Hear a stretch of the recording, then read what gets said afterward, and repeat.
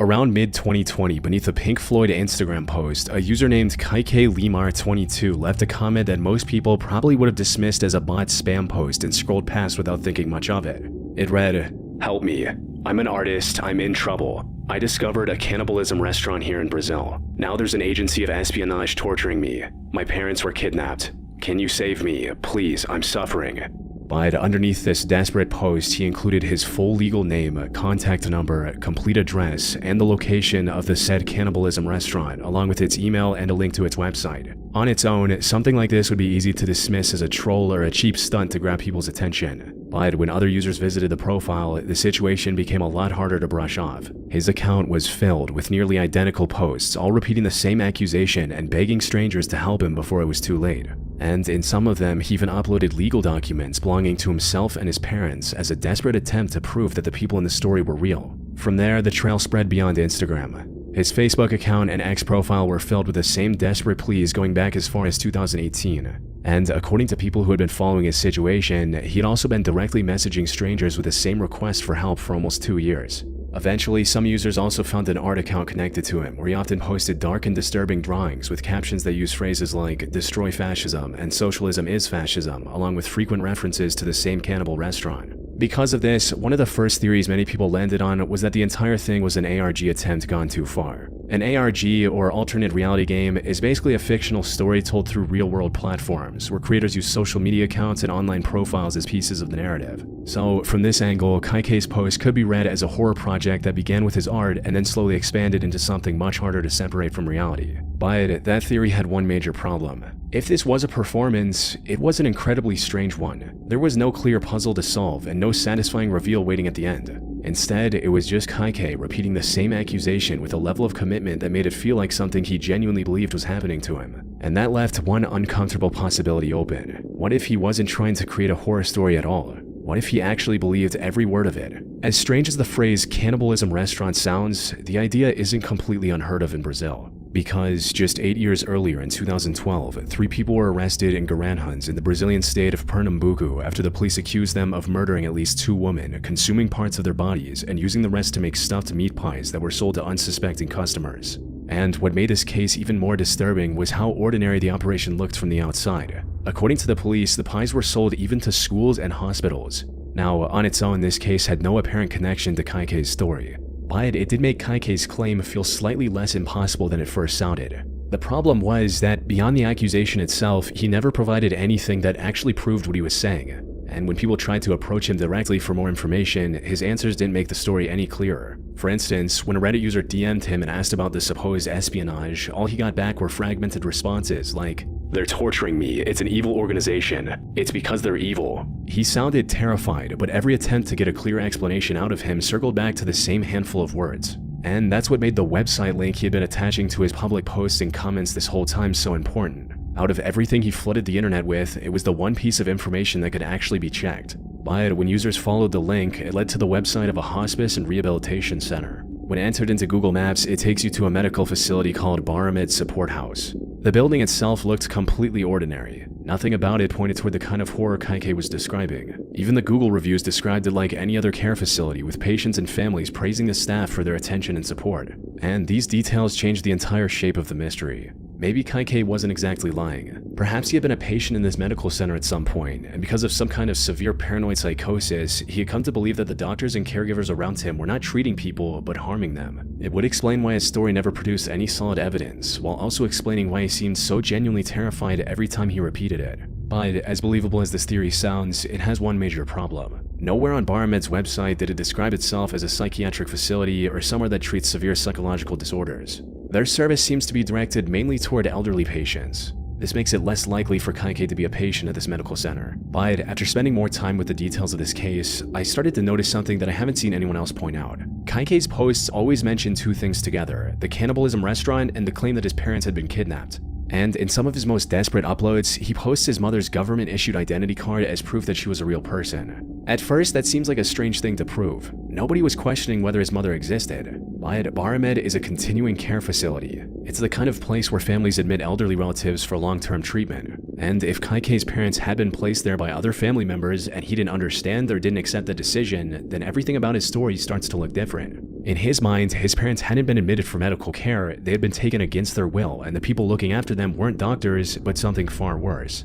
It would explain why he posted the same address hundreds of times and couldn't give a clear answer when people reached out to him. And it would explain posting his mother's identity card for the world to see. He believed someone had taken her and no one around him was doing anything about it. Either way, both theories still rely on the same foundation, that Kaike was mentally ill and that his paranoia had gotten severe enough to twist a normal care facility into something horrifying inside his own head. Unfortunately, there's no way to confirm any of this, because at some point after the story started gaining attention online, all of Kaike's accounts went dark. It's possible that the people around him or someone who knew him eventually stepped in and got him the help he needed. But until Kaike himself resurfaces or someone who knew him comes forward with an answer, this is where the case stays. On April 1st, 2009, a YouTube channel named Bobby Joe Blythe 007 uploaded a strange video titled Jesus Taught Me. It was old, blurry footage that was clearly transferred from a VHS tape and recorded in an entirely different era. It was taken on 13 December 1984, about 7 p.m. At first, it didn't get much attention and sat on the channel with almost no views for weeks. But when it finally caught the attention of viewers on martial arts forums, it quickly became one of the most disturbing pieces of footage to ever surface on the internet. The video opened inside a small karate dojo in Dumfries, Virginia, where a thin, soft-spoken man had apparently walked in off the street and told the people inside that he'd been trained in martial arts by Jesus Christ himself. This guy, like I say, he's a priest. He's a 10th degree red belt. And who'd you say promoted you to 10th degree red belt? Jesus did. Okay. Now, a claim like that obviously suggested the man may not have been in a normal state of mind, but he never came across as aggressive. In fact, he was even clear that he didn't want to hurt anyone, and that he only intended to demonstrate what he had learned. I won't brag or anything of that nature, but I can demonstrate. Okay, demonstrate on him. Well, I won't demonstrate on him. I will demonstrate around him. The other two men in the frame were the owner of the dojo and one of his students. Both were Marines. And once the man finished explaining himself, the owner told the student to face him. Despite the man repeatedly making it clear that he only wanted to demonstrate, the interaction turned violent almost immediately. And even as he tried to back away, the student continued attacking him while the owner watched and let it happen. Don't do that anymore.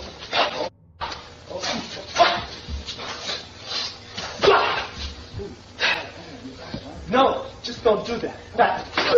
Good. I'm not a fighter. The situation continued to escalate until the man was badly hurt and lying almost unresponsive on the floor, while the owner told the others to drag him out. The video then cut to the camera focusing on the floor, where a trail of blood led toward the exit of the dojo. And, according to the description beneath the video, the man was later found by police officers inside a dumpster behind the building, strongly insinuating that he had been killed. But neither the footage nor the description made it entirely clear whether the man had actually survived what had happened to him or not. And that was what horrified everyone who came across the video. So once martial arts forums got a hold of the clip, it spread fast, and people started trying to figure out where it had come from. The first major clue was the username of the channel itself, which led viewers directly to Bobby Joe Blythe, a former US Marine and the same man who appeared to be giving orders in the video. As for the dojo, it had been a storefront in a shopping center in Dumfries, Virginia. By the time the video appeared online, the place had already been shut down for years. These details only made the entire situation more difficult to explain. Because if this footage actually showed a brutal assault, then why would Bobby be the one to upload it to YouTube decades later? Maybe, in his mind, what happened in that room wasn't a crime at all. When viewers went through the rest of his channel, the videos gave a much clearer sense of the kind of authority he believed in. We don't tolerate nobody in our domain. We, black belts, this is our place. We can do what we want anytime we feel like it. And feel free as anybody could be in this world, in this place. And in your place, this is yours. This is your dojo. No one treads on your territory. We can do anything we want. Just do it. We're liberal. If they come through that door, it's open season. And if this was the kind of violent culture Bobby had built inside his dojo, it would explain how a badly wounded man could be dragged out the back door without anyone in the room treating it like something that needed to be reported. Naturally, viewers began contacting local authorities and sending them the footage, believing they had uncovered evidence of a crime that had somehow gone unnoticed for decades. But just days later, Captain Ronald Mackey of the Dumfries Police Department released a statement that seemed to shut the entire mystery down. According to him, the victim had survived the attack and had been interviewed by police after the incident. On paper, that should have been the end of it. Except, the explanation started falling apart as soon as more details came out.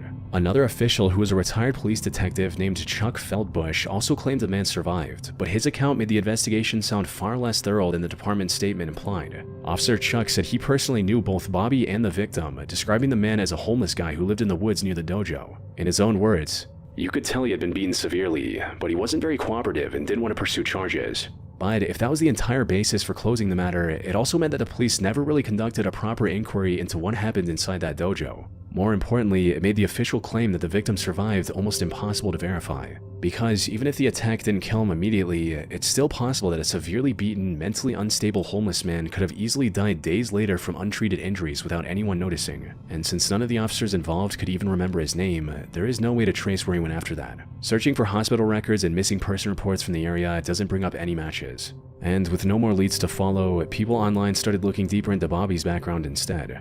According to several sources, Bobby's dojo may have attracted more than ordinary martial arts students. His background as a former Marine reportedly brought in bodyguards, other Marines, and possibly even local police officers. If that's true, it could explain two things at once: why the response from the local authorities felt so strangely muted, and why Bobby felt confident enough to post the video publicly in the first place. And if both of those things are true, they point to a simple but uncomfortable possibility: that the case didn't go anywhere because the people responsible for investigating it were too close to the people involved. But that is where the facts end and speculation begins.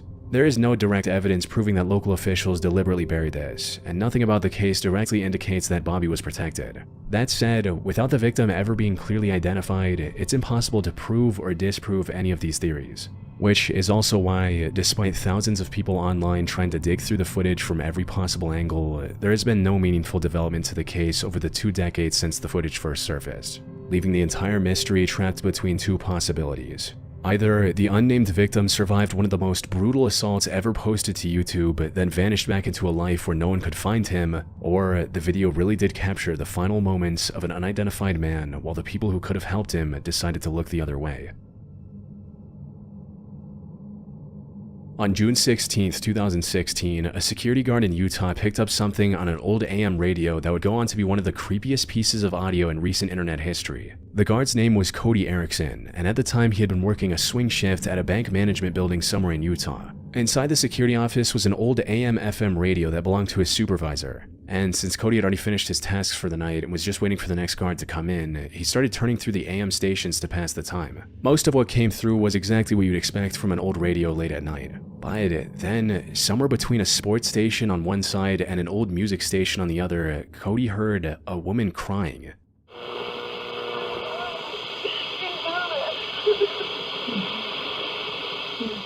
He tried adjusting the dial multiple times, hoping to pull the signal in more clearly. But each time he moved it, the broadcast either faded into static or got buried underneath one of the nearby stations. Still, what little came through was disturbing enough that he pulled out his phone and started recording. In the audio, the woman sounded like she was pleading with someone to leave her alone, and at one point, she mentioned 2 children.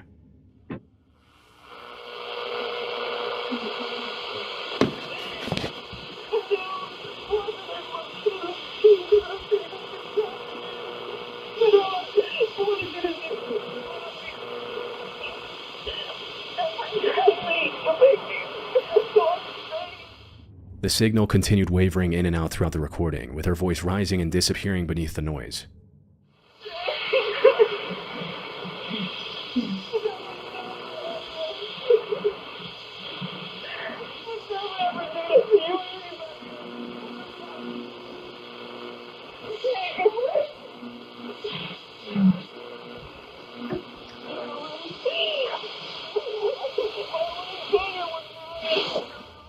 And then, right at the end, the static cleared just long enough for another voice to come through and say something that nobody has ever been able to agree on.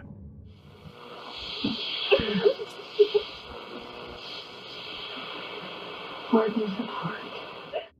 To most people who heard it, the words sounded like, "Rip her apart." Hardness of heart. After this, the broadcast cut out completely. Cody later checked that same stretch of the dial twice a night over the following days, hoping to hear it again, but the voice never returned.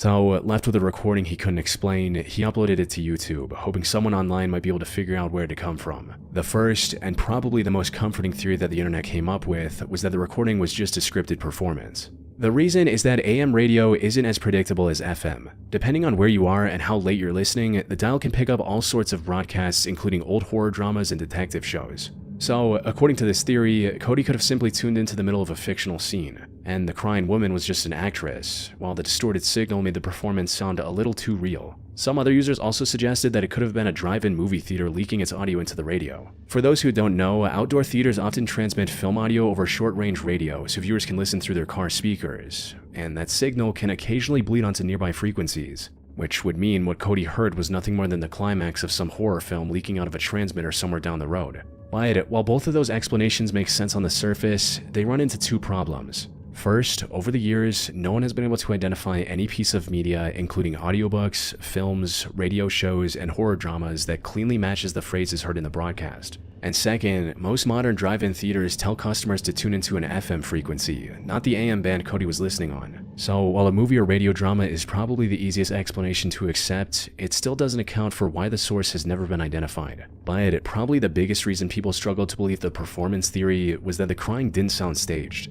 It didn't have the rhythm of an actor waiting for a line, or the clean emotional arc of a scene written to build tension. It sounded broken and uneven, like someone who was struggling to hold themselves together. And this led one Reddit user to suggest a very different theory. According to them, the recording may have come from a call-in radio show, possibly one where distressed callers reached out to a church or counselor for help, and the woman might have been crying while describing something terrible that had happened to her in the past. This would also explain how the final line might have been misheard. Instead of "rip her apart," the voice might have actually said 4 years apart, which would fit much more naturally into a conversation about grief or family trauma. But without the name of the original program, there's no way to verify this theory either, leaving the mystery exactly where it started. Unfortunately, there's a much more chilling possibility of what the audio could have been. Maybe Cody was listening to something that was never meant to be broadcast.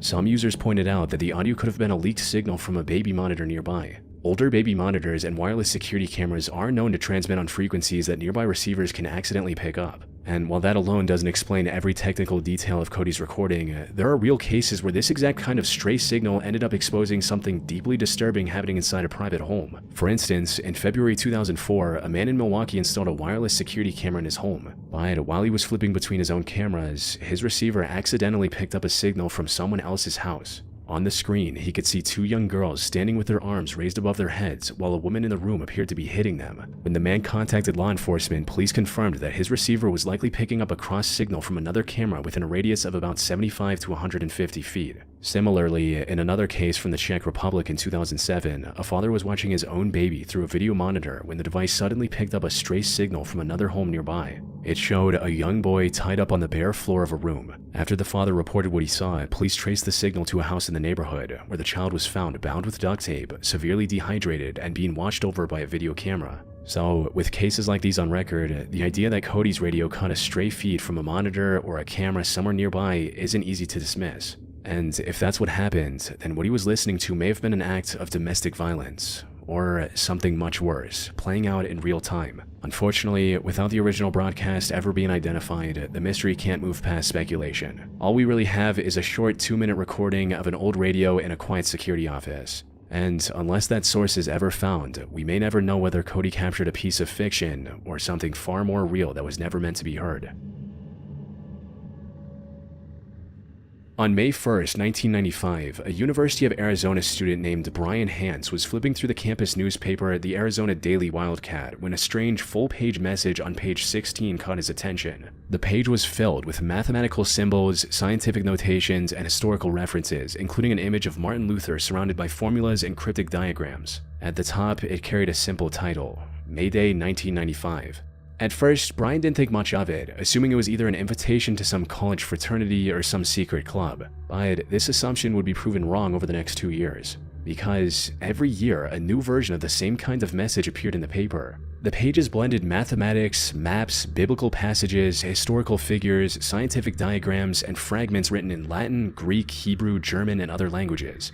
Some even included musical notation or hand-drawn illustrations. Others referenced philosophers, theologians, and pivotal moments in history. By 1997, Brian was working as the web administrator for the Arizona Daily Wildcat, which gave him access to the paper's entire archive. So he spent days digging through decades of old issues, and what he found unsettled him on two fronts. First, these cryptic pages weren't new. He found similar messages stretching back years, eventually tracing the mystery back to the early 1980s.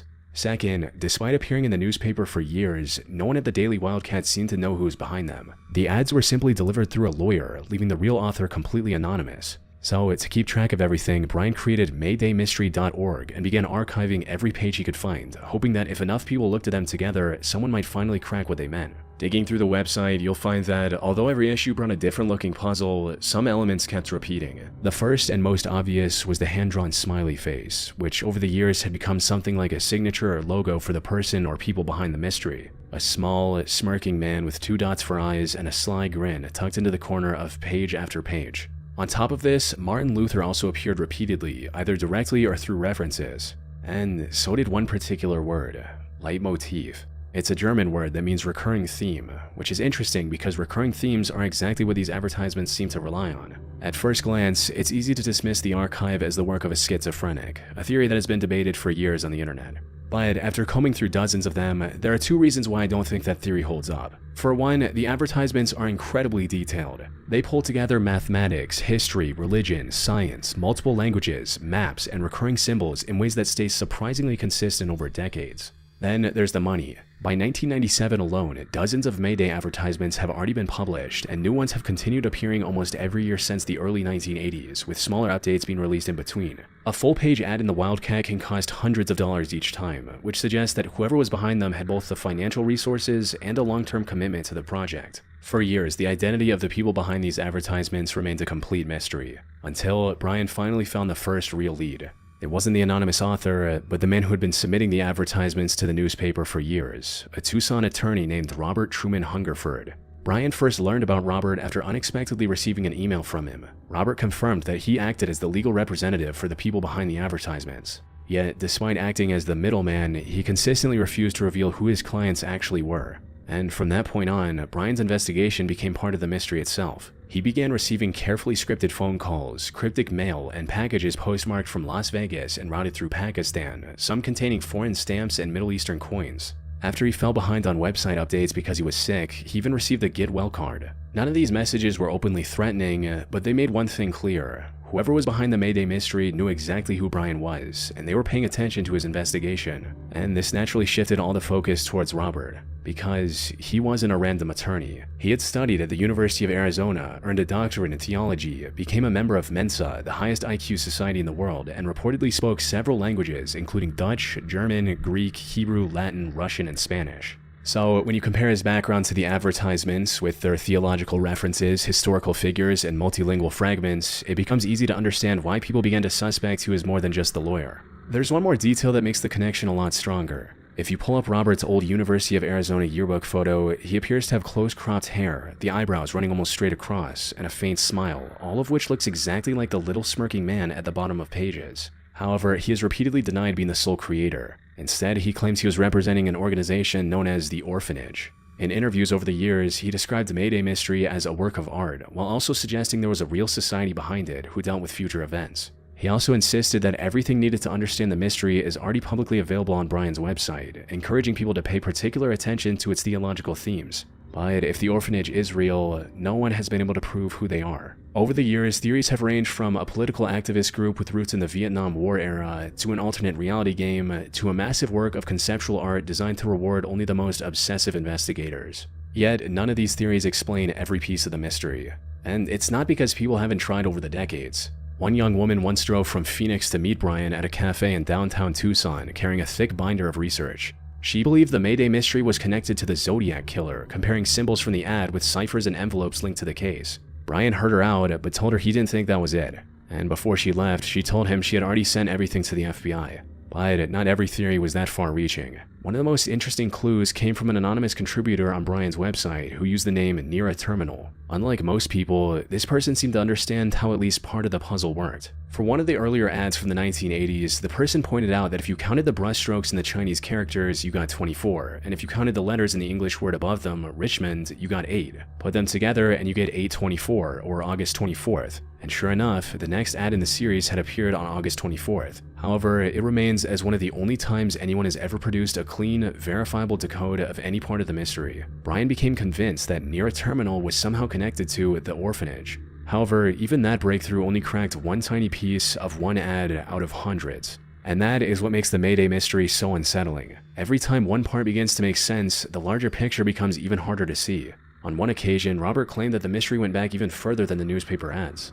According to him, the first message existed long before 1981, but in a different medium. He refused to say what that medium was, only explaining that the earlier messages were designed so that someone would have to be inside the group to even recognize them. Which means Brian's site may not even contain the complete archive of these puzzles. Nonetheless, for nearly 3 decades, Brian preserved the ads, letters, and any clues connected to the mystery. But even after all this, he never came even close to understanding what the messages actually meant. After more than 40 years, countless investigators, and hundreds of theories, the Mayday mystery remains unsolved.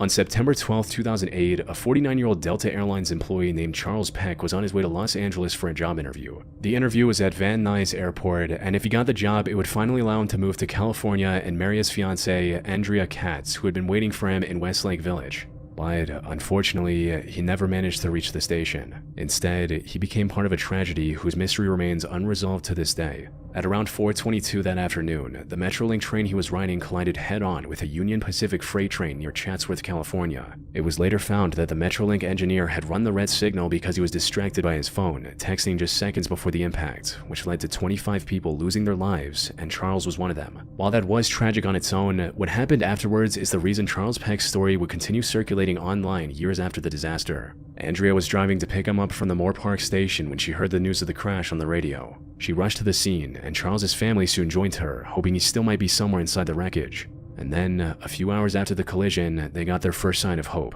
Charles's son received a call. It was from his father's phone. Over the course of that night, Charles's phone reportedly called his son, his brother, his sister, his stepmother, and Andrea. In total, his family received around 35 calls from his number. But every single time they answered, there was nothing on the other end. Just silence, or a wash of static before the line went dead seconds later. And because rescuers were still searching through the scene, the calls gave the family hope that Charles was still alive, just trapped somewhere in the wreckage. But roughly an hour after the last call, rescuers finally located Charles's body deep inside the first train after tracing him using the signal from his phone. According to the reports given to his family, he had likely died on impact before any of the calls were ever made. However, one detail didn't add up. Rescuers were never able to find his phone anywhere near his body. Now, for a lot of people online, there was only one way to explain that. They claimed Charles was somehow trying to reach his family from the afterlife. But as comforting as that idea may sound, even Charles's fiancée admitted it was something she held onto emotionally, not something she could actually defend. So if we set the afterlife theory aside, we're left with a much harder question. How does a deceased man's phone make 35 calls on its own? The most obvious explanation is a phone malfunction.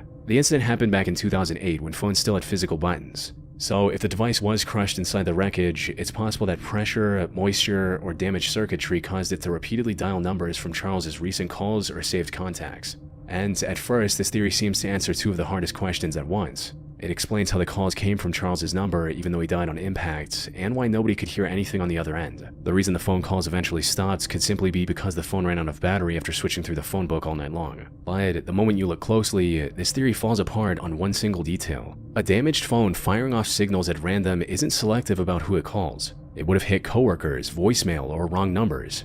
Instead, every single one of those 35 calls went to a close family member, and not one rang a random contact. Which pushes us toward a second, more disturbing theory. Maybe a survivor trapped inside the same wreckage, too injured to speak, found Charles's phone and scrolled through the recent calls, hitting one number after another, hoping someone would trace it back. But this still leaves 2 major questions unanswered. First, if a conscious person were calling for rescue, why dial the same 5 relatives 35 times and never once call 911? And if someone else was using the phone, why was Charles's body the one found after rescuers traced the signal, and to no phone at all? None of these questions disprove the theory, but they do keep it from being a complete answer. There's also a less charitable version of that same idea. Instead of a survivor, maybe someone passing by the wreckage picked up Charles's phone from the debris and started calling his family as a sick, deliberate prank. And out of every theory so far, this is the only one that fully accounts for the missing phone. Somebody took it with them, but it doesn't explain the fact that the rescuers located Charles by tracing the signal from his phone directly to him. If someone really took it with them, the signal should have led rescuers somewhere else entirely, not deep inside the first train where Charles's body was found.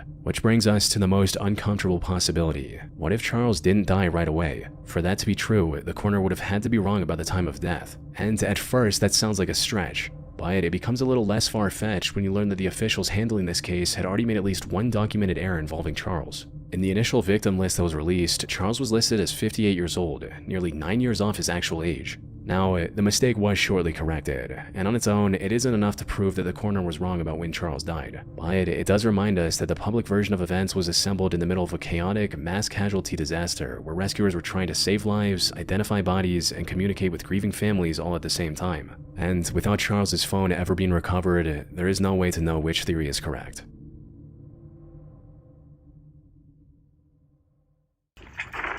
Don't give up. Your teammates can still recall you.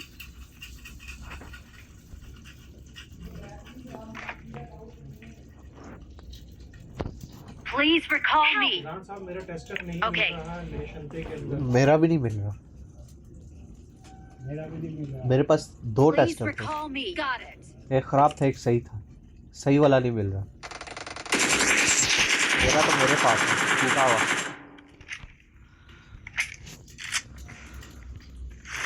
Let's go. बीबी को phone करता हूँ